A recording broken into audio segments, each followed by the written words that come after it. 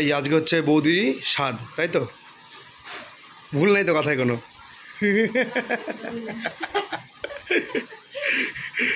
ঠিক আছে, রেডি হচ্ছে, নেল পালিশ পড়ছে এখন, সবে তো শুরু।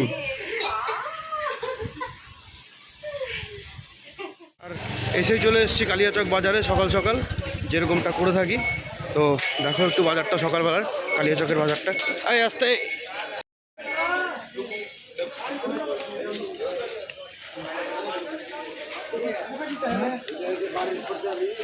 আর কালিয়াচক বাজারে সব কিছু কিন্তু সেপারেট সেপারেট পাওয়া যায়। আমাদের এদিকে যেরকম সব দোকানেই মোটামুটি সব কিছু অ্যাভেলেবেল, এখানে কিন্তু সব কিছুর বাজার আলাদা। ফলের মতন মাছের বাজার আলাদা, মুড়ি গুড় সব কিছুরই বাজার আলাদা, মুদিখানা চাল সব কিছুরই একটা আলাদা আলাদা জায়গা আছে। ব্রেকফাস্ট চলে এসছে সকাল সকাল, জল খাবার আর কি, মুড়ি সাথে ঘুগনি।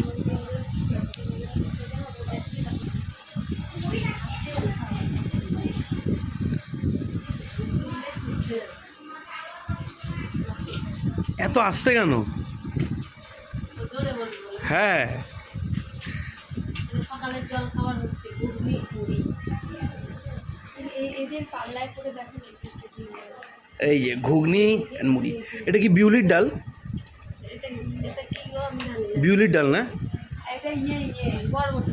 না না না না, শিমের বীজ মনে হয়। একটু বরবটি। হ্যাঁ দাও না, লজ্জা পাচ্ছ কেন?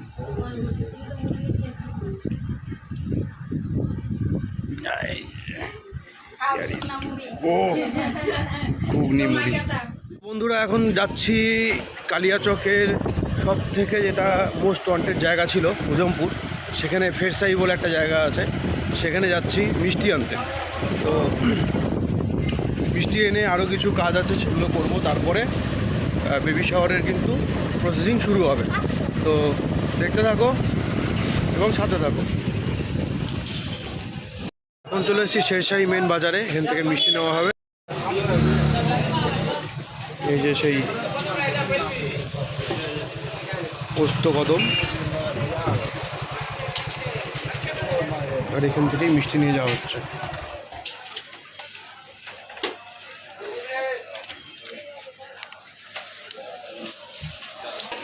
আর এখানে এখনো চলছে পুরি ভাজা, ডাল পুরি ভাজা চলছে, আর ভেতরে মিষ্টি, ভেতরে খাওয়ার কাউন্টার, এরকম আশেপাশে প্রচুর দোকান আছে।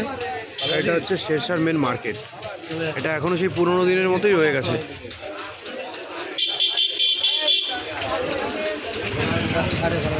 আর সেই দোকানের নাম হচ্ছে ঘোষ সুইটস, যেখান থেকে মিষ্টি নেওয়া হচ্ছে। আশেপাশে প্রচুর মিষ্টির দোকান আছে পরপর, এইদিকে এই লাইনেও আছে। আর এটা কিন্তু মার্কেটটা কিন্তু সেই পুরোনো দিনের মার্কেটের মধ্যে কিন্তু রয়ে গেছে মার্কেটটা। এখানে রান্নাবাড়ি হচ্ছে, ডাল হয়েছে, ওইদিকে মাছ ভাজা আছে, কাতল মাছ, এদিকে হচ্ছে পাবদা, ওইদিকে একটা মিক্স ভেজ হচ্ছে, আর এখানে পটল কাটা আছে মনে হয়, আলু পটলে কিছু একটা হবে, যাই হোক চাটনি আছে, এসবই হচ্ছে। এটা হচ্ছে টোটাল রান্নাবাড়ির সেট আপ, ছাদে হচ্ছে এখানে।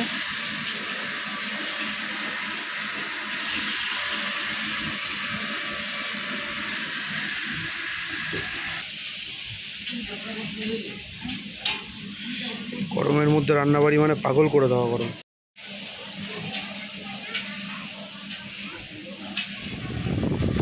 যে স্বাদ সেটা বলার বাইরে, কি যে আরাম। আসলে এখানে প্রচণ্ড গরম মালদাতে, গরমে থাকা যাচ্ছে না। টেম্পারেচার প্রায় 43, 44, আর এত গরমে এত রোদে তো থাকা ভীষণ মুশকিল। আর মানে যাতা একটা ব্যাপার, জানি না কেন আমাদের এখানে এত গরম। শুনছি কি রাজস্থানও নাকি এর থেকে কম গরম, জানি না কি ব্যাপার। আমরা হয়তো অনেকটাই পাপি, যার জন্য আমাদের এখানে ভগবান এতটা গরম দিয়েছে। কি করা যাবে, কিছু করার নেই। তো বেবি শাওয়ারের প্রোগ্রামটা কিছুক্ষণ পরেই শুরু হচ্ছে, সেগুলো তোমাদের সাথে শেয়ার করছি ধীরে ধীরে, দেখতে থাকো। আসছে বেবি শাওয়ারের প্রোগ্রাম নিয়ে। এই অসম্ভব গরমে একটু হয়তো স্বস্তির নিঃশ্বাস পেতে চলেছি। মেঘ ডাকছে আর ঝিরিঝিরি বৃষ্টি পড়ছে। তোমরা ক্যামেরাতে বুঝতে পারছো কিনা আমি জানি না, ভালো করে দেখলে হয়তো বোঝা যাবে। এই যে নিচে বৃষ্টির ফোঁটা, এই বৃষ্টি পড়ছে। যাই হোক, এই গরমে একটু স্বস্তির নিঃশ্বাস, দেখা যাক কী হয়। প্রদীপের ওটা একটু টেনে না। বেবি শাওয়ারের প্রোগ্রাম শুরু।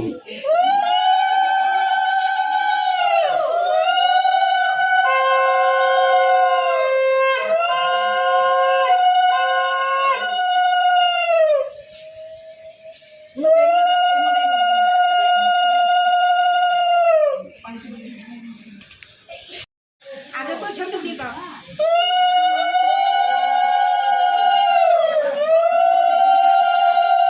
ওর পাপাটা থাকলে দাও পাপাটা।